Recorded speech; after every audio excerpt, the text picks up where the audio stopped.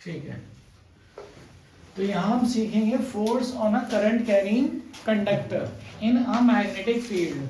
अभी तक हमने फोर्स को ऐसे पढ़ा है कि हम किसी बॉडी पे पुश करते हैं, पुल करते हैं तब फोर्स लग जाता है, लेकिन यहाँ पर मैग्नेटिक फील्ड से जनरेट होने वाला फोर्स आ जाएगा। ठीक है क्या? तो देखिए और समझिएगा, force in a magnetic field कह सकते हैं शॉर्ट में।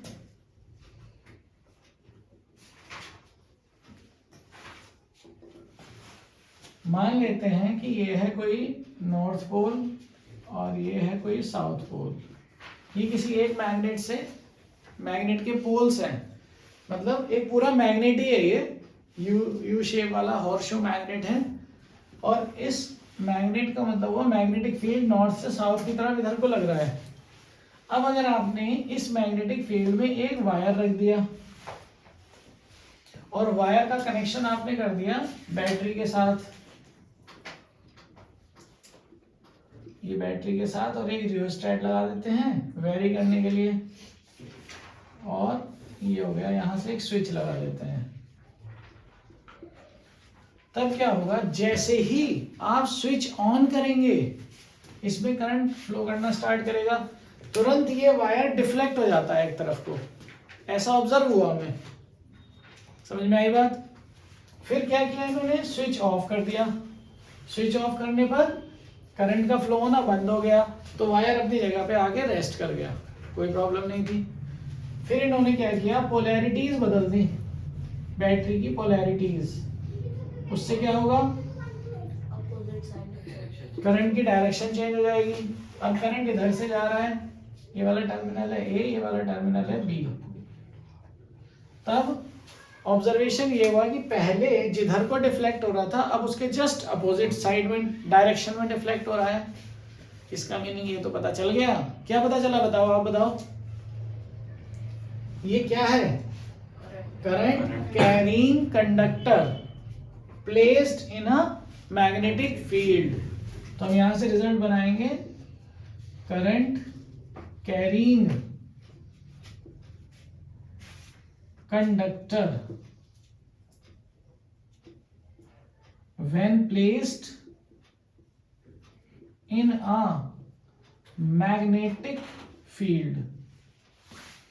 जब किसी करंट कैरिंग कंडक्टर को किसी मैग्नेटिक फील्ड में रखा जाता है तब मैग्नेटिक फील्ड उस कंडक्टर के ऊपर एक फोर्स लगाता है। अंडरस्टूड? ये मैग्नेटिक फील्ड नहीं तो लगाया होगा, और कोई तो है नहीं यहाँ पे, तो इसका मतलब इस मैग्नेटिक फील्ड ने ही एक फोर्स लगाया, और उसे हम लॉरेंस फोर्स कहते हैं, क्योंकि लॉरेंस साहब ने बताया होगा इसे। Are you getting that? तो लॉरेंस फोर्स ये मैग्नेटिक और इलेक्ट्रिक दोनों के लिए बताए थे इन्होंने। अब यहां फैक्टर्स पर बात करेंगे, किन किन फैक्टर्स पर डिपेंड करेगा। पहला तो ऑब्जर्व कर लिया आपने, करंट अगर इधर से इधर जा रहा था, स्विच तो ऑन किया ही नहीं, अब हो गया। करंट जब इधर से इधर जा रहा था तो एक तरफ को डिफ्लेक्शन हो रहा था, करंट की डायरेक्शन बदल दी तो उसके अपोजिट हो गया। इसका मतलब क्या सीखा? It means that force depends on direction of current. पहली बात तो ये सीखी।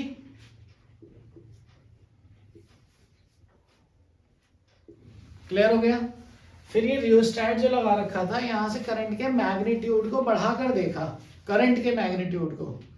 स्ट्रॉन्ग करंट है तो ज्यादा डिफ्लेक्शन, वीक करंट है तब कम डिफ्लेक्शन। समझ में आई बात? It means that this force depends on the magnitude of current. Higher current, more deflection, it means that more force is acting. Smaller current, less deflection, less force is acting. Did you get this? ठीक है। फिर इन्होंने देखा conductor की length, छोटा सा wire रखा तो वो कम डिफ्लेक्ट हो रहा था। सेम मैग्नेटिक फील्ड में सेम करंट फ्लो करा के छोटा वायर रखा, कम डिफ्लेक्ट हो रहा था। वायर की लेंथ बढ़ा दी तो ज्यादा डिफ्लेक्शन हो रहा था। इसका मतलब कि जो फोर्स है वो कंडक्टर की लेंथ पर भी डिपेंड करता है, अंडरस्टूड, और लेंथ के डायरेक्टली प्रोपोर्शनल है। एल की वैल्यू ज्यादा है तो फोर्स ज्यादा है, लेंथ छोटी है तो कम फोर्स है। एरिया के इनवर्सली प्रोपोर्शनल। तीसरा फैक्टर क्या आएगा? आएगा मैग्नेटिक फील्ड। छोटा मैग्नेट रखा और सेम करंट फ्लो करा दिया, और फिर बड़ा मैग्नेट रखा, करंट को चेंज नहीं किया, वायर को चेंज नहीं किया। तो जब आपने मैग्नेटिक फील्ड को स्ट्रॉन्ग कर दिया, मैग्नेट को बढ़ा दिया, तब भी फोर्स ज्यादा आ रहा है, क्योंकि भाई मैग्नेटिक फील्ड तो मेन ही हुआ, उसी की वजह से फोर्स डेवलप हो रहा है। तो this force is directly proportional to the magnetic field जिसमें इसको रखा गया था। आगे बात समझ में? एक और इम्पोर्टेंट फैक्टर भी था क्लास 10th में, वो खैर नहीं जरूरत पड़ती है लेकिन आपको पता हो जाना चाहिए। अगर इस वायर को ऐसे नहीं रखते और यहां से ऐसे करके इस तरह से रख देंगे, किसी ये वाला पॉइंट है ए और करंट तो ऐसे ही जा रहा है, मैग्नेटिक फील्ड के लिए ये डायरेक्शन हो गई, मैग्नेटिक फील्ड से कुछ एंगल पर झुका करके रख दिया, एंगल बनाकर, मतलब पहले तो रखा था परपेंडिकुलर, मैग्नेटिक फील्ड ऐसे जा रही है नॉर्थ से साउथ, और वायर ऐसे रखा था ये ऐसे करके, तो बिल्कुल परपेंडिकुलर था। उस टाइम में फोर्स देखा और वायर को इस तरह से रख के देखा किसी एंगल पर 30 डिग्री 20 डिग्री पर, तो अभी वाला फोर्स डिफ्लेक्शन कम था। जब 90 डिग्री पर रखा है तब डिफ्लेक्शन सबसे ज्यादा था। इसका मतलब इस बात पर भी डिपेंड करता है कि जो चार्ज है या जो करंट है जो फ्लो कर रहा है कंडक्टर में, किस डायरेक्शन में फ्लो कर रहा है। तो डायरेक्शन भी इंपॉर्टेंट है। किसकी डायरेक्शन? करंट की डायरेक्शन मैग्नेटिक फील्ड के साथ। और उसको बताने के लिए ये देख लिया कि ये जो वायर है, जो कंडक्टर है, वो मैग्नेटिक फील्ड से कितना एंगल बनाता है। समझ में आई ये बात? तो इसको इंक्लूड करने के लिए एक फैक्टर हमें मिला F proportional to sin theta, where theta is the angle between magnetic field and the direction of current or conductor. Are you getting that? इन सभी को अगर आप कंबाइन कर लेंगे तो आपको एक्सप्रेशन मिल जाएगा F is proportional to IBL sin theta। तो जब कोई करंट कैरिंग कंडक्टर किसी मैग्नेटिक फील्ड में रखा जाता है, किसी मैग्नेटिक फील्ड में रखा जाता है, मैग्नेटिक फील्ड उसके ऊपर एक क्या करता है? फोर्स लगाता है, और उस फोर्स की डायरेक्शन इलेक्ट्रिक करंट की डायरेक्शन पे डिपेंड करती है, मैग्नेटिक फील्ड की डायरेक्शन पे। यहाँ पोलैरिटी बदल के भी देखेंगे, ये वाला नॉर्थ है, ये साउथ है, फिर साउथ इधर और नॉर्थ उधर कर देंगे, तब जो देखेंगे आप डिफ्लेक्शन की डायरेक्शन बिल्कुल पलट जाएगी, बदल जाएगी। समझ में आई क्या बात? तो फोर्स की डायरेक्शन करंट की डायरेक्शन पे डिपेंड करती है, फोर्स की डायरेक्शन मैग्नेटिक फील्ड की डायरेक्शन पे डिपेंड करती है, एज वेल एज वायर आपने किस ओरिएंटेशन में रखा है इस बात पर भी फोर्स डिपेंड करता है। प्रोपोर्शनैलिटी का साइन हटाने के लिए एक कांस्टेंट ले लेते हैं k, और फिर इसको सॉल्व किया गया होगा और k की वैल्यू SI सिस्टम में 1 आ गई होगी, इसलिए फाइनली फॉर्मूला हो जाता है IBL sin थीटा। ये है आपका लॉरेंस फोर्स का एक्सप्रेशन। ठीक हो गई क्या बात? क्या सीखा यहां से? whenever a current carrying conductor, यही स्टेटमेंट बन जाएगा, whenever a current carrying conductor is placed in a magnetic field, then it experiences a force which is given by this relation F equals to IBL sin theta, or you can also say that which depends on the magnitude of current flowing in the conductor, strength of the magnetic field, length of the conductor and the orientation, कि वो कैसे रखा गया है magnetic field में। समझ गए क्या? अब हमारे जो सिलेबस की बात करें या स्पेशल केसेस की बात करें तो क्लास 10th में आपको हमेशा ऐसे दिया जाएगा कि wire is placed perpendicular to the magnetic field. ठीक है, मोस्टली ऐसे ही क्वेश्चन आएगा आपके लिए कि जो वायर है उसको मैग्नेटिक फील्ड के कैसे रखा है? परपेंडिकुलर। तो दोनों के बीच में एंगल कितना हो गया 90, तो साइन 90 की वैल्यू 1 होती है। इसलिए आपकी बुक में जो फॉर्मूला दिया गया है वो IBL दिया गया है। तो ये स्पेशल केस क्या हुआ कि जब कंडक्टर को मैग्नेटिक फील्ड के परपेंडिकुलर रखा गया है तब उस पर लगने वाला फोर्स IBL या BIL करके भी याद रख सकते हैं आप। Any problem to anyone? सारे फैक्टर्स भी क्लियर हो गए? बताइएगा। यहां से आप मैग्नेटिक फील्ड की डेफिनेशन भी बता सकते हो और यूनिट एक बता सकते हो, क्योंकि पूरी बुक में मैग्नेटिक फील्ड की यूनिट आपके लिए यहीं पे आती है। हो सकता है कोई क्वेश्चन MCQ का या ऐसा बना दें। तो देखिएगा B कितना हो जाएगा F/I इंटू L। I की वैल्यू ले लीजिए 1 एम्पियर और लेंथ की वैल्यू 1 मीटर। तब अगर आपने ऐसा एक कंडक्टर ले लिया जिसकी लेंथ 1 मीटर है, उसमें फ्लो कितना करंट कर रहा है 1 एम्पियर, तब B is equal to F। मतलब किसी कंडक्टर को, किसी 1 मीटर लेंथ के कंडक्टर को मैग्नेटिक फील्ड में रख दिया है। कैसे रख दिया है? फील्ड के परपेंडिकुलर।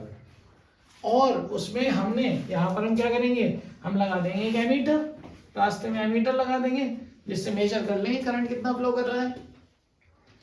उस कंडक्टर में हम 1 एम्पियर का करंट भेज रहे हैं। तब when a conductor of 1 metre length placed perpendicular to the direction of magnetic field carries a current of 1 ampere, then the magnitude of force experienced by the wire is equal to the strength of magnetic field। उस पर जितना force लग रहा होगा वो किसके equal होगा? Magnetic field की स्ट्रेंथ के इक्वल हो जाएगा।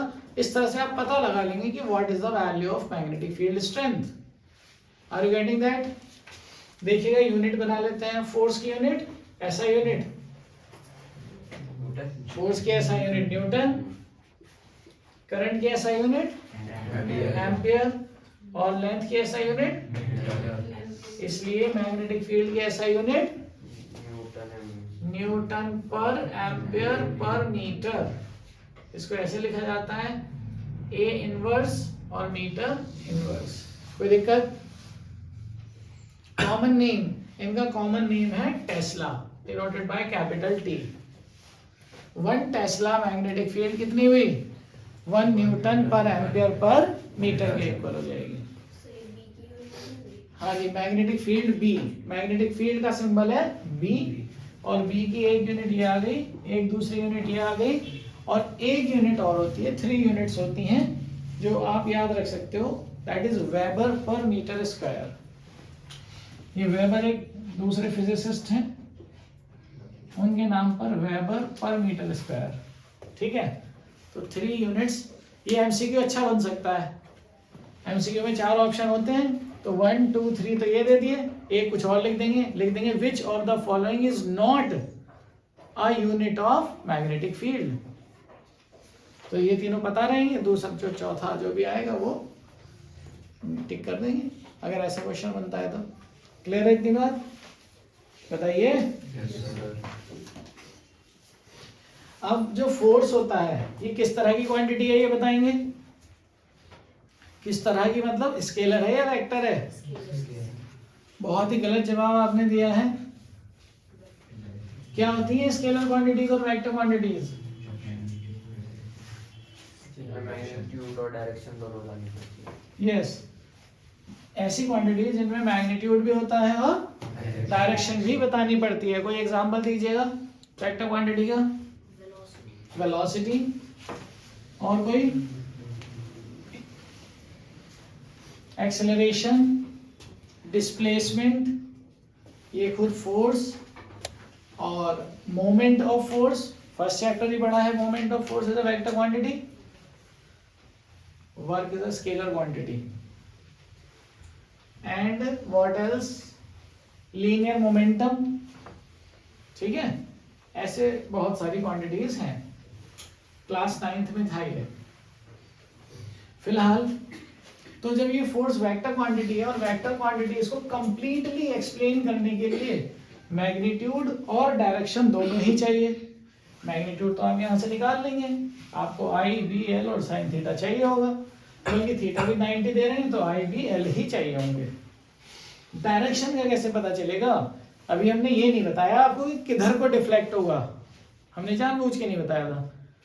तो हम अब बिना एक्सपेरिमेंट किए अगर हमें इनकी डायरेक्शन बता दें तो हम आपको वो रिजल्ट भी बता सकते हैं।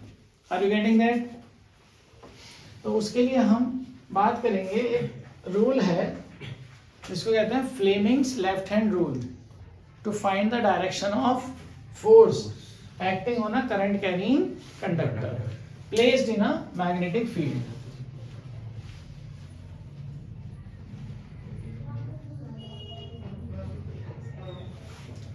सो दिस इज ए, और करंट अभी हमने इसको ऐसे ले रखा है। मैग्नेटिक फील्ड तो समझते ही होंगे ना डायरेक्शन सब लोग। अगर हम कोई नॉर्थ पोल यहाँ बना रहे हैं और एक साउथ पोल बना रहे हैं यहाँ पर, तो नॉर्थ से साउथ की तरफ इस तरह से मैग्नेटिक फील्ड लाइंस होती हैं और ये ऐसे बाहर को निकलती चली जाएंगी। फाइन टू एवरीवन, हमें चाहिए डायरेक्शन, जो फोर्स लग रहा है उसकी डायरेक्शन क्या है। कौन सा रूल लगाएंगे? जी, Fleming's left hand rule. Fleming एक अकेले ऐसे इंसान है जिन्होंने अपने दोनों हैंड्स का प्रॉपर यूज किया है, वरना तो इंसान बस खाता पीता रहता है। क्योंकि इनके लेफ्ट हैंड का भी एक रूल है और एक राइट हैंड का भी रूल है। सही है क्या? तो पहले आप लेफ्ट हैंड को समझिए, क्योंकि पहली बात होती है बाएं हाथ का खेल, तो इसमें पहले बाएं हाथ आ रहा है। ठीक है, डायरेक्शन बताना तो इनके बाएं हाथ का खेल था, तो ऐसे बाएं हाथ से बता देते थे। क्या बताया इन्होंने कहा आपके पास बायां हाथ है, do you have your left hand? Left hand में 3 फिंगर्स चाहिए, वैसे तो 5 हैं। अरे फिंगर्स में एक साथ 5 ही कहते हैं। तो जो फर्स्ट 3 फिंगर्स हैं उनको ऐसे अरेंज करना है कि तीनों एक दूसरे के परपेंडिकुलर हो जाएं। थंब, ये वाली फर्स्ट फिंगर, इसे 4 फिंगर कहते हैं, और ये मिडिल फिंगर, तीनों को ऐसे अरेंज करना है कि तीनों एक दूसरे के क्या हो? परपेंडिकुलर। देखिएगा आप, ये वाली डायरेक्शन और ये डायरेक्शन 90 डिग्री का एंगल है, इन दोनों के बीच में भी 90 डिग्री है, और इस थंब और ये वाली फिंगर के बीच में भी 90 डिग्री है। अब क्या याद करना है? बहुत easy, F B I. F B I, F B I तो सबको पता होगा। F for force, B for magnetic field, I for current, that's all. ठीक है, इसका मतलब ये वाली फिंगर किस डायरेक्शन में स्ट्रेच करनी है? मैग्नेटिक फील्ड की डायरेक्शन में। ये वाली फिंगर करंट की डायरेक्शन में। तो जिधर को भी थंब पहुंचेगा डायरेक्ट ये पॉइंट करेगा, it will show the direction of force acting on the conductor. समझ गए? चलिए इसको समझ लीजिए फिर। नॉर्थ से साउथ जा रहे हैं मैग्नेटिक फील्ड की डायरेक्शन, तो ये वाली फिंगर तो ऐसे रखनी होगी। करंट इज गोइंग डाउनवर्ड, तो डाउनवर्ड के लिए ऐसे रखना पड़ेगा। Got it? लेफ्ट हैंड से ही करना है। और थंब इज पॉइंटिंग आउटवर्ड, बाहर की तरफ। तो अगर ऐसे वायर रखा गया तो ये वायर बाहर को ऐसे पुश हो रहा होगा। समझ में आया? क्लियर है? डायरेक्शन बदल के देख लेते हैं एक बार। कैसे बदलेंगे? बैटरी के टर्मिनल्स चेंज करके। सो बैटरी के टर्मिनल्स चेंज करने के लिए negative positive. Now the current is flowing from B to A, इधर से उधर जा रहे हैं लाइक दिस। अब बताइएगा, F B I, magnetic field तो ऐसे ही है, करंट इज गोइंग अपवर्ड, इधर से ठीक है, ये इधर जा रहे हैं, current is going upward, so thumb is pointing inside. इसका मतलब अब पहले के अपोजिट डायरेक्शन में हो जाएगी डायरेक्शन ऑफ द फोर्स। कोई दिक्कत?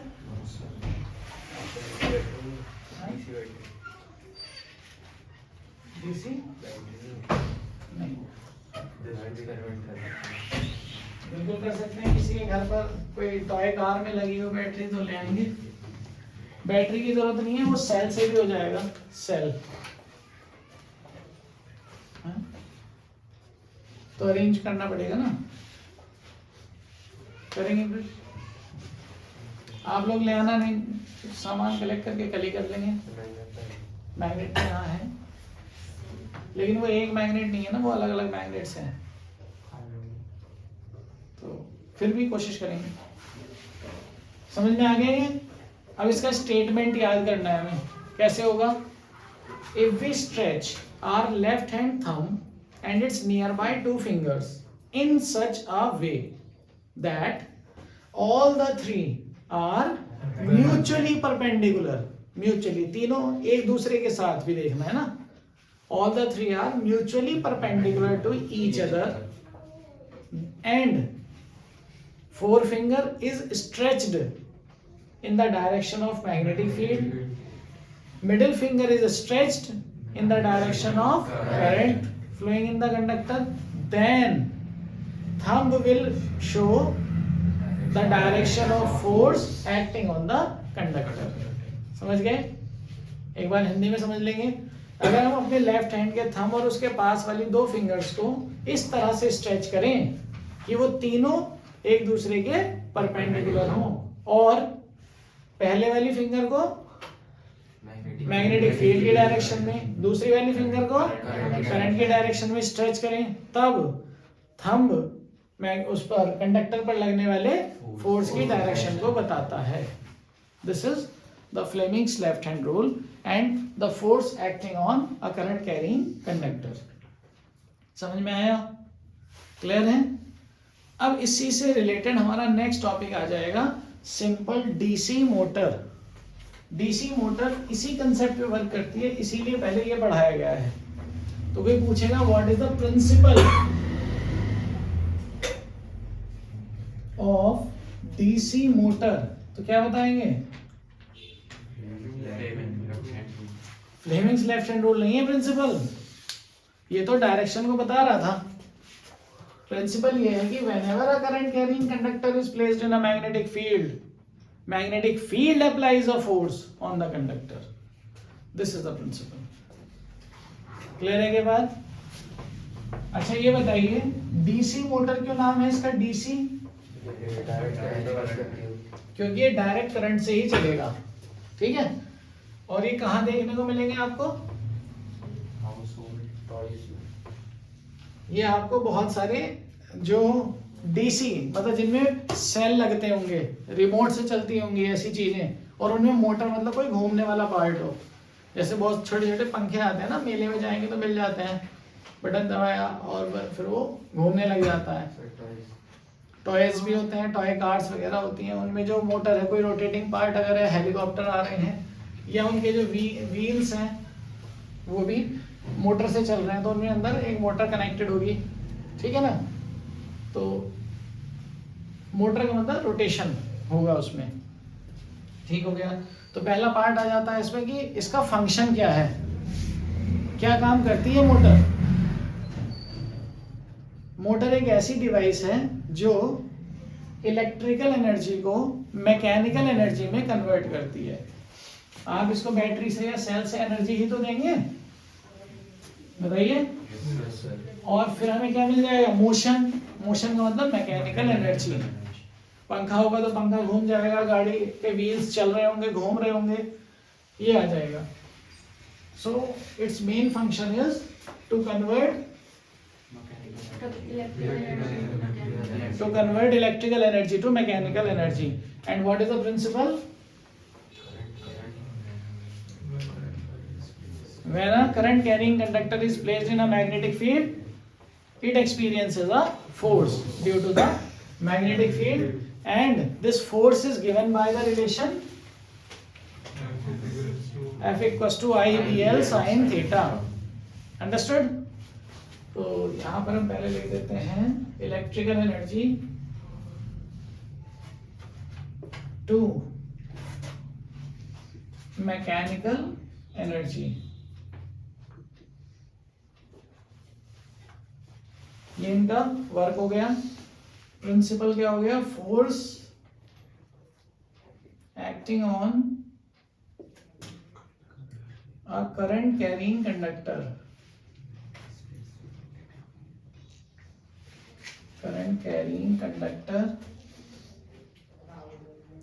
when placed in a magnetic field. ठीक है, अब समझ लेते हैं। ये तो हो गया इंट्रोडक्शन, ये हो गया प्रिंसिपल। अब आ जाएगी कंस्ट्रक्शन। कंस्ट्रक्शन में क्या होगा, तो कंस्ट्रक्शन यहां बना रहे हैं।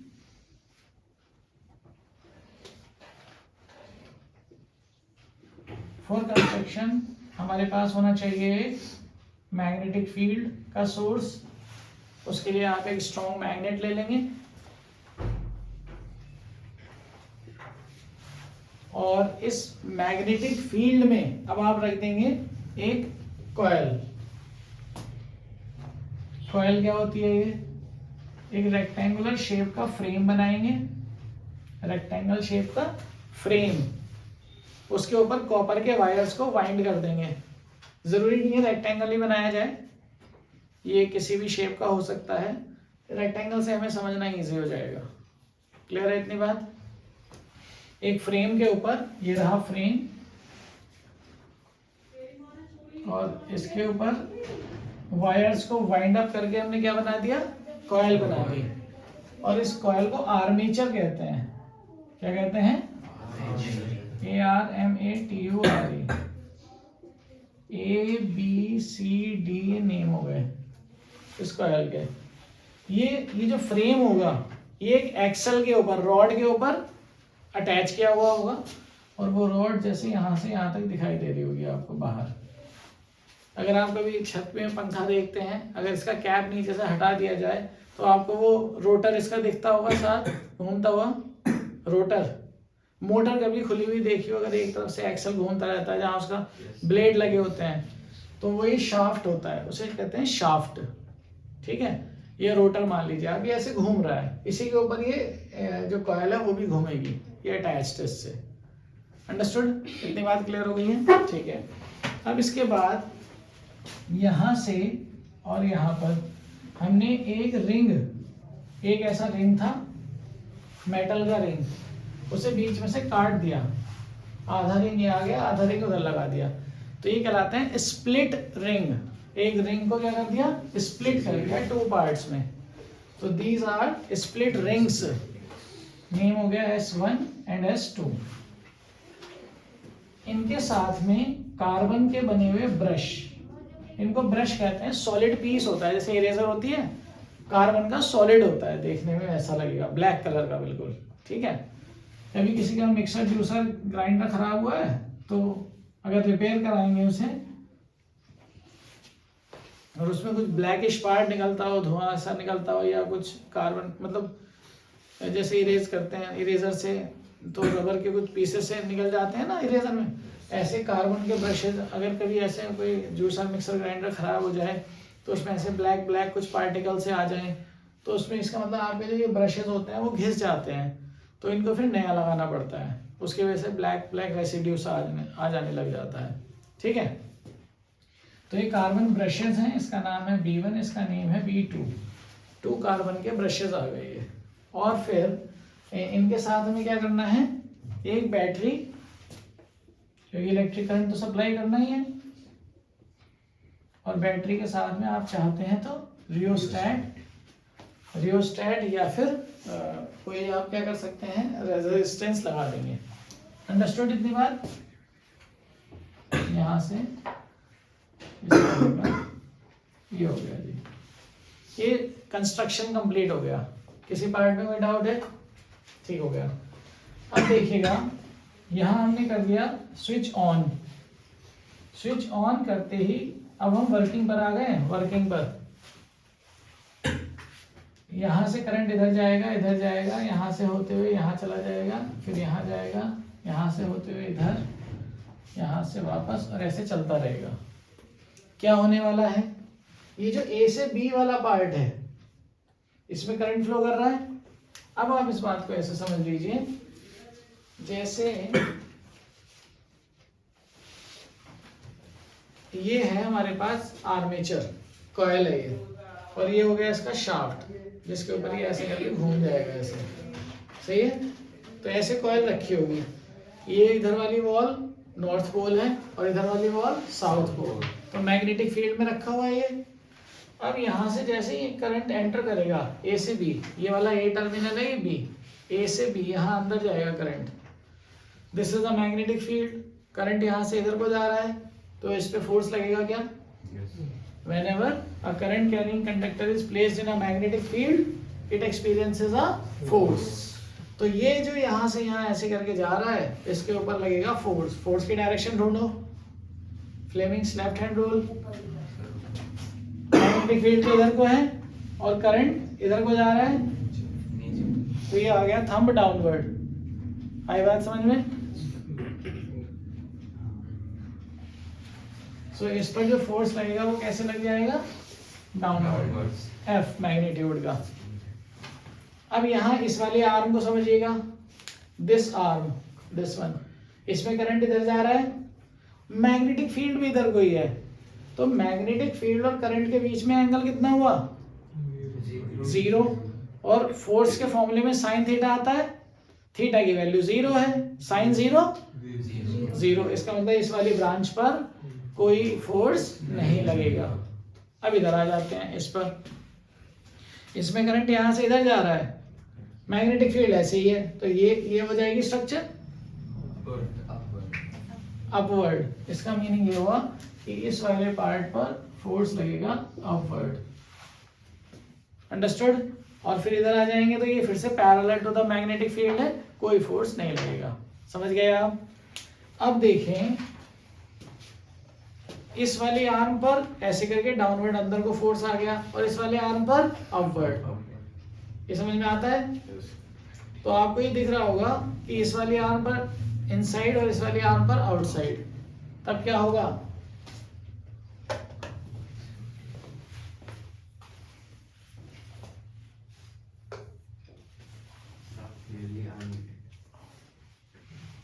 क्या हो जाएगी कंडीशन? देखिए आप इसको ऐसा समझेंगे, ये वाली डिस्टेंस हो गई, एक फोर्स लग रहा है अपवर्ड और एक फोर्स लग रहा है downward.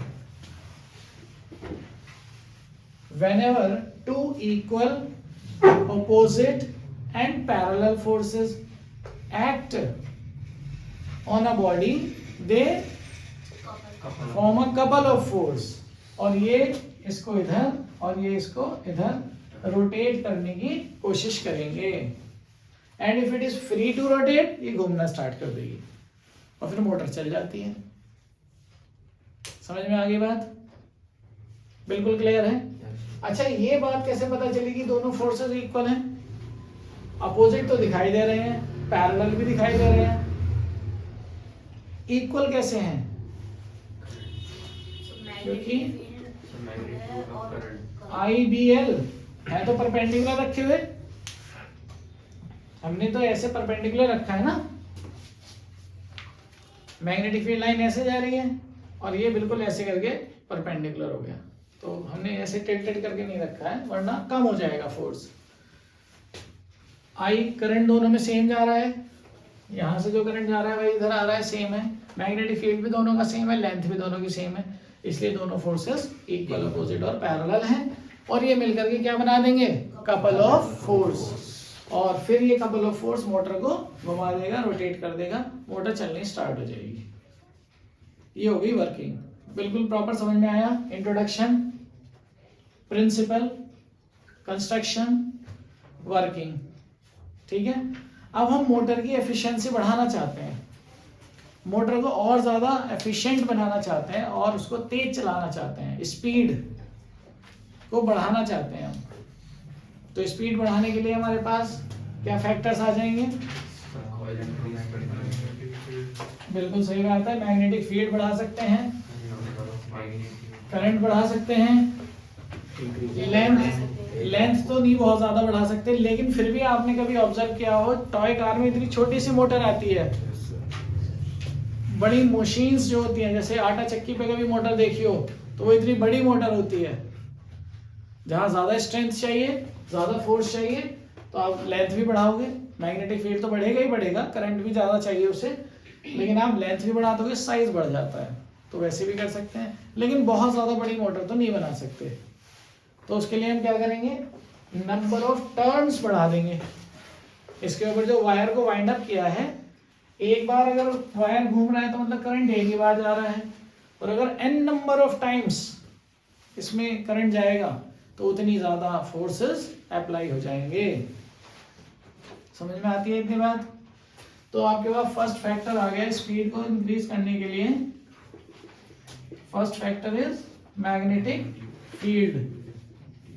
You can increase the magnetic field strength, you may increase the current flowing in the conductor, number of turns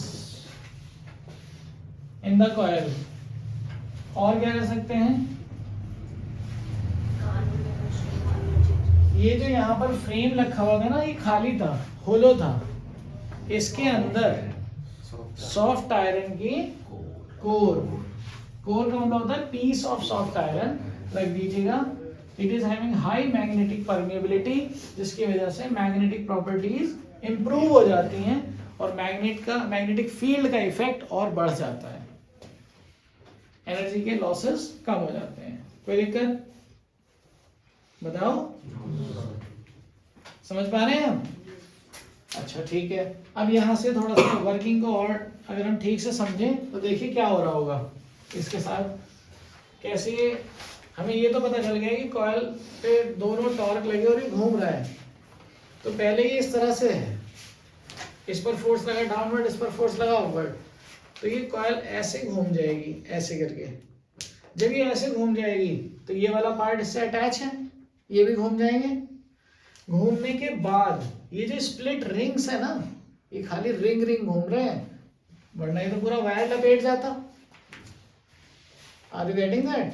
तो ये हाफ कितना रोटेशन, 90 डिग्री के रोटेशन के बाद ये स्प्लिट रिंग नीचे ऐसे आ जाएगा और ऊपर वाला रिंग यहाँ पहुंच जाएगा, ऐसे घूम जाएंगे। उस टाइम पे क्या होगा, स्प्लिट रिंग्स का ये कार्बन ब्रश अपनी जगह पे यहाँ रखे हुए हैं, दूसरा कार्बन ब्रश यहाँ रखा हुआ है, और ये S1 और ये S2, ये B1 और ये B2, तो इन दोनों का तो कांटेक्ट खत्म हो गया। कांटेक्ट अगर खत्म हो गया तो फिर आगे करंट आएगा नहीं, करंट नहीं आएगा तो फोर्स खत्म हो जाएगा, और फोर्स खत्म हो जाएगा तो फिर घूमना भी बंद हो जाना चाहिए।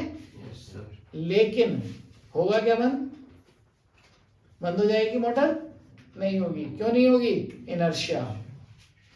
एक बार घूमना शुरू कर दिया ऐसे तो एकदम तो नहीं रुक सकते ना, यहाँ तो कनेक्शन एकदम ब्रेक हो गया, लेकिन अपने इनर्शिया की वजह से घूम जाएगी थोड़ी, और जैसे ही घूम जाएगी यहाँ से फिर ऐसे आ जाएगी, फिर ये वाला रिंग यहाँ और ये वाला रिंग यहाँ, फिर कनेक्शन बन जाएगा।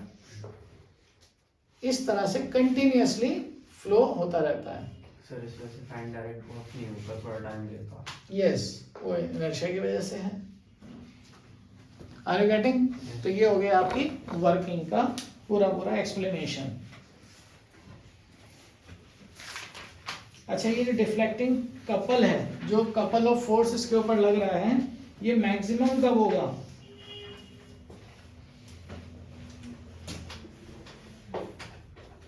Maximum couple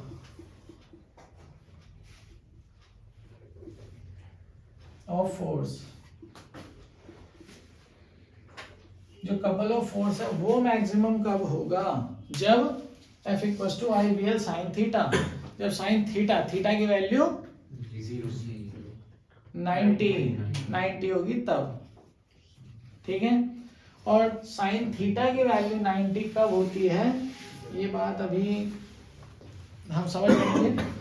When the plane of the coil is parallel to the direction of magnetic field। देखिए ये coil है, ये इसका प्लेन है, this is the plane, magnetic field line ऐसे जा रही है इधर से, तो ये प्लेन और ये एक ही जैसे हैं, एक ही डायरेक्शन में है।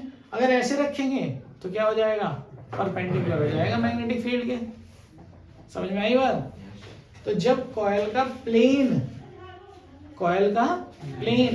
मैग्नेटिक फील्ड के पैरेलल होता है, तब इसका एरिया वेक्टर देखना पड़ता है, वो आपके हायर क्लासेस का टर्म है। तो वो एरिया वेक्टर इधर को आता है तो एंगल 90 डिग्री होता है इनके बीच में, और एंगल 90 होने की वजह से फिर मैक्सिमम आता है। ठीक है, तो फिलहाल आप ये समझ लेंगे कि when the plane of the coil is parallel to the magnetic field then it experiences maximum torque, and when the plane of the coil is perpendicular to the magnetic field then minimum torque, zero, no torque is experienced. Clear? Plane of coil is perpendicular to the magnetic field, D vector. Any problem to anyone? ठीक है. Now the next is how can you increase the speed of rotation? By increasing the strength of current, by increasing the number of turns in the coil, by increasing the area of the coil, और ये वाला part रह गया area of the coil. तो coil का size की हम अभी बात कर रहे थे। अगर आप बड़ी मोटर लेंगे तो उसका एरिया कॉयल और ऐसे करके और बड़ी कॉयल बनेगी, बड़े एरिया वाली, एरिया जितना ज़्यादा होगा उसके अंदर से उतनी ज़्यादा मैग्नेटिक फील्ड लाइंस पास होंगी और उतना ज़्यादा इफेक्ट आ जाएगा। Clear to everyone?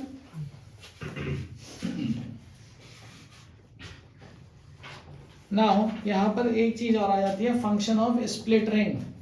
ये जो यहाँ पर दो आपने स्प्लिट रिंग्स यूज किए हैं, इनका क्या काम है?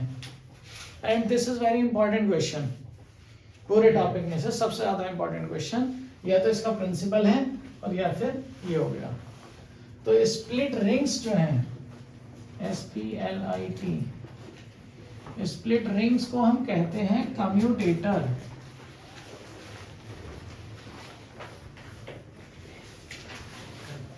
Split rings work as a commutator. ये क्या चीज होता है?